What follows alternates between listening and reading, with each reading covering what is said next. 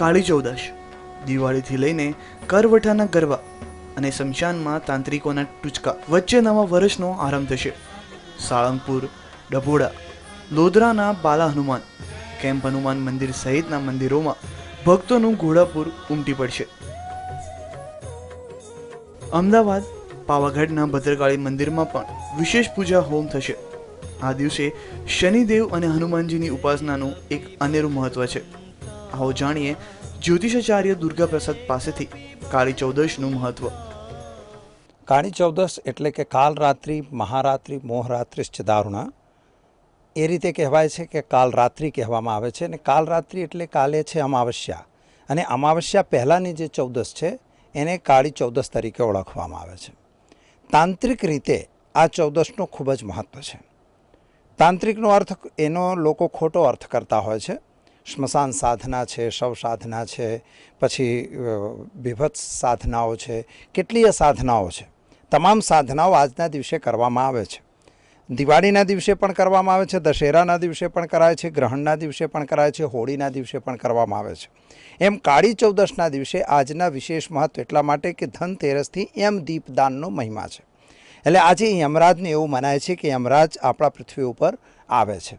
એટલે યમરાજ પૃથ્વી પર જ્યારે આવતા હોય તો એવા વખતે યમરાજનું પૂજન કરવામાં આવે છે. યમરાજ નિમિત્ત દીવા પોતાના ઘરની અંદર એક કોઈ પાત્રની અંદર કોઈ અનાજ મૂકી એના ઉપર ચોમુખું દીપક પ્રગટાવવામાં આવે છે. એ તમે દીપદાન તરીકે પણ ઓળખવામાં આવે છે. વિશેષ કરીને જે મંત્રો છે, ખાસ આજે હનુમાન જયંતિ પણ કહેવામાં આવે છે, એટલે હનુમાન ભગવાનને પણ એના મંત્રો છે, ઓમ હુમ હનુમતે રુદ્રાત્મકાય નમઃ, અથવા તો બીજા મંત્રો જે બી તમારી પાસે હોય, તાંત્રિક મંત્રો જેમ કે કાલી કંકાલી મહાકાલી સર્વસુંદરી જીવ્યાવાલી, ચાર વીર ભૈરવ 84 તપતો પીજુ પાનઠાઈ, આવા મંત્રો પણ રહેલા છે. આ મંત્રો સ્મશાનની અંદર કેટલાક લોકો ભૂત પ્રેતની જે પૂજા કરતા હોય એમના માટે આજે સ્મશાનની અંદર એ લોકો જઈ અને ભૂત પ્રેતને જગાવતા હોય છે. હવે આ વસ્તુને ઘણી વખત લોકો અંધશ્રદ્ધાથી જોતા હોય છે, પણ આ અંધશ્રદ્ધા નથી. સ્મશાન એટલે એકાંતવાસ.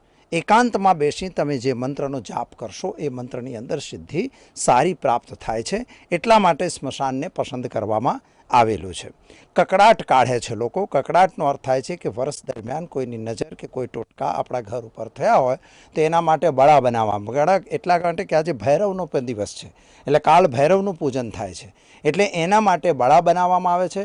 અને બળા બનાવી અને એની સાથે રાઈ છે, મરચાં છે, કે જે બી વસ્તુઓ જરૂરી છે એ વસ્તુઓ અંદર નાખી અને એને પોતાના ઘરેથી લોકો ઉતારે છે. ઉતારીને એ કકડાટને 4 રસ્તા ઉપર ફેંકવામાં આવે છે. એવું માનવામાં આવે છે કે જે એવા અનિષ્ટ તત્વો હોય તો આના માધ્યમ દ્વારા એ ત્યાં આપણા ઘરથી જતા રહે. પાણીનો લોટો લઈ જઈ એને ગોળ કુંડાળું કરાય છે, કારણ કે પાણી એ જળ છે. જળ એટલે કે તમામ પ્રકારના દેવી દેવતાઓ છે, અને એ જળની અંદરથી ચારે બાજુ એનું કુંડાળું કરવાથી એ જે અનિષ્ટ તત્વો ગયા હોય એ પાછા આવતા નથી, અને ઘરની અંદર સુખ અને શાંતિ મળતી હોય છે.